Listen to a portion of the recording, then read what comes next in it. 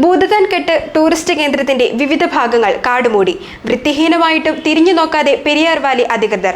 നടപ്പാതകളിലും മറ്റു പൊതു ഇടങ്ങളിലുമെല്ലാം കാട് നിറഞ്ഞിട്ടുണ്ട്. കാട് നിറഞ്ഞതിനെതിരെ നാട്ടുകാർ അധികൃതർക്ക് പരാതി നൽകിയിരുന്നു.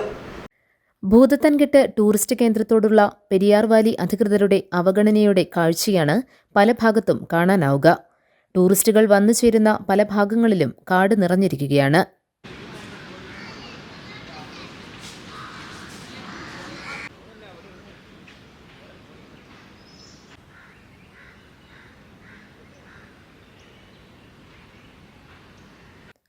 നടപ്പാതകളും ഇരിപ്പിടങ്ങളും ആളുകൾ ഒത്തുചേരുന്ന മറ്റു പൊതുയിടങ്ങളുമെല്ലാം കാടും മാലിന്യങ്ങളും നിറഞ്ഞ അവസ്ഥയിലാണ്.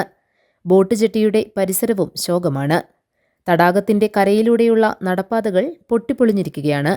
ഇഴജന്തുക്കളുടെ സാന്നിധ്യവുമുണ്ട്. കാലെടുത്തു വയ്ക്കാൻ ഭയപ്പെടണം.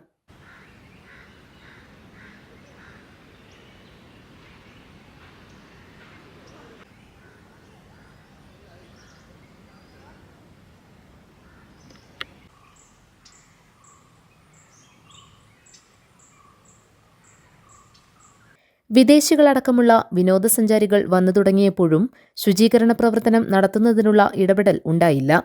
കാട് നീക്കം ചെയ്യണമെന്ന് ആവശ്യപ്പെട്ട് പ്രദേശവാസികൾ പെരിയാർ വാലി അധികൃതർക്ക് പരാതി നൽകിയിരുന്നു.